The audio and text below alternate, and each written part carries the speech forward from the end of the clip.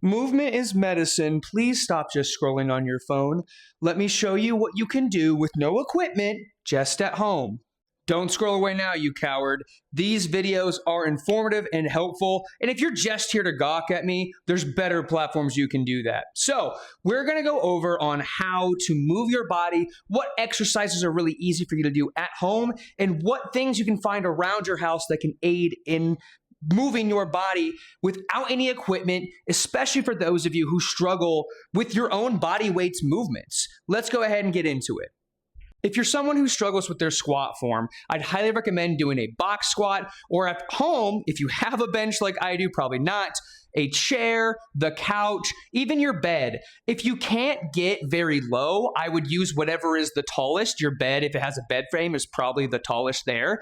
And then work your way down to lower and lower places that you can sit on. So the goal here is to control the descent for as long as we can until you get to the point where you can just tap your butt and then come back up confidently and comfortably. So if you struggle with getting down, even with something like a bench or a chair here, make sure you have something to grab onto to help you with stability.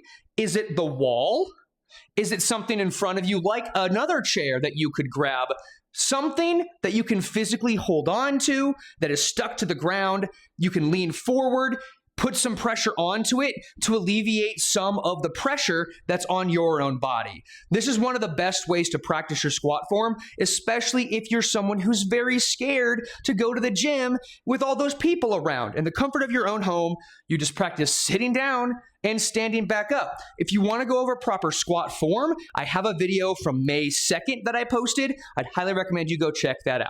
For proper push-up form, please go to my video on May 1st, going over proper push-ups and how to progress, regress those. I'd highly recommend you do that before you do these. But this is something that can be super helpful if you're struggling with push-ups even on your knees. Go to a door frame and practice push-ups here. The door frame is even better than just using a strict wall because it allows us to get a larger range of motion. Our chest muscles stretch more, our scapulas are able to pinch in the back, just give us a bigger range of motion to feel better. You can do a bunch of stretches on a door frame as well. If you haven't ever tried and you can reach the top of your door frame, I would highly recommend you squat down to where you can get right here and just push with a straight arm to where it's comfortable, but you can feel some tension in your shoulders. Really, really great way to utilize the fact that something that's stationary, like a house, a wall, the ground is infinite force. You can't push the ground away from you legitimately. You cannot push the whole earth away from you. Idealistically, walls should be strong enough to where it is somewhat like a semi-infinite amount of force that you can push against. Thus, it's going to help you strengthen without having to worry about what weight you're doing, this or that. It's an infinite amount of force that you can utilize because no matter how much you push or pull against it, again, if it's a good, well-structured house, you won't exceed what it can give you or break it, right? So I would highly recommend, even if you want to just practice overhead presses with the door frame too. Now, these aren't going to be super easy to be able to get a full range of motion. You're not actually pushing anything. But if you just want to practice your overhead position, I should have said that to begin with, so excuse me, just stand here and push against it. Squat down to get a full range of motion a little bit, and then push back up into it. Again, these aren't going to be exact one-to-one changes. Going to the gym or just having weights, doing the things that you see people do are going to be more effective and efficient if you're able to get there and be there with your current body level, strength, comfortability, right? Let's move on to something else that I'd like to show you in the hallway. If you have a skinny hallway, this is going to be really helpful for you learning how to do, I hate these, lunges. If you struggle with lunges, the two things that most people struggle with is going to be balance and confidence. So many of us don't want to bounce our knee off the ground. That's why I've put these pillows here. I'm going to find something like a door frame. You can also just hold your hand against the wall and or use something like this that you can put against the ground for balance. You could use something like this for your squats as well, like I was mentioning earlier. And then you don't have to have perfect form, right? We are just practicing the motion to get better at it. right? So I might have to do something like this where I'm not holding on to that for the entirety of this, but I'm still holding on to something like this. I can hold both sides of the wall. It's going to be a bit awkward, right? This is not the ideal way to do a lot of this, but a lot of us just can't do the ideal way to do a lot of these things. So if you want to make this a bit easier on yourself as well, without having to move, honestly, I'd say lean forward against this part of the door frame, not hold the back one. Leaning forward is going to help us get into better position consistently. I can remove one of these pillows if I'm able to go lower and want to get more of a larger range of motion. So doing these, this is like a split stance squat. You might see these a lot in the gym for people that just don't want to reset every time. You can just lower yourself into lunge position. I don't remember exactly what day, but if you want to go over proper lunge form, I do have a video on that as well that I have posted earlier this month. This is a fantastic way to take a lot of the fear out of the lunge movement. And again, just practice stuff at home.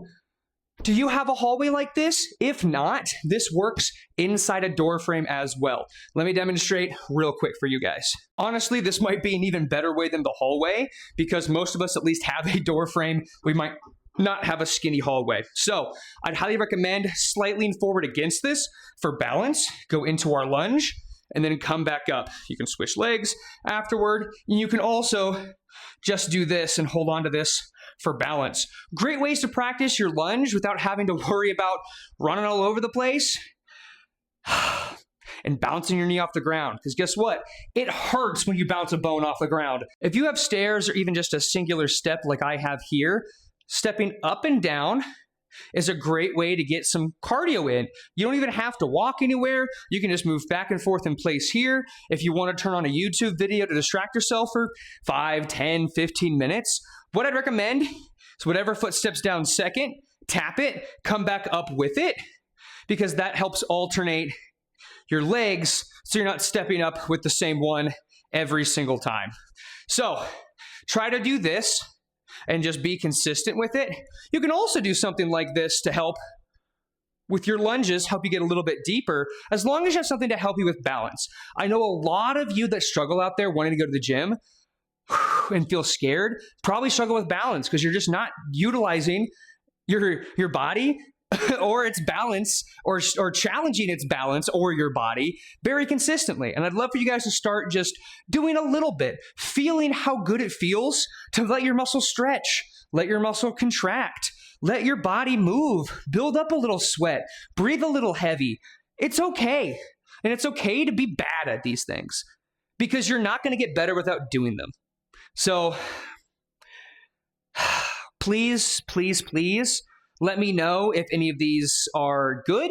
If you have any questions about other things you want to get done, if you guys have anything you'd like to know, just leave them in the comments and or come to my live streams, ask me questions that I can demonstrate for you in real time to the best of my ability. Thank you guys so much for watching and supporting my content this past month. I've been very happy to do a single video every single day and go live on my live streams for at least an hour, for an hour of movement every single day in the efforts to promote an hour of movement, even just light or moderate. Intense would be fantastic, but we have to work up to things like that. So thank you for all the love and support on this series, all the love and support you guys have given me. I'd appreciate if you guys went and followed my other socials, my other platforms, and anything you can do to help me get more outreach, help more people understand how to move their bodies, utilize different tactics, and get more people to my streams to have those conversations about what they can do for themselves in their given situations. Thank you guys so much. I appreciate you all so, so very much. And please, at the end of the day, remember,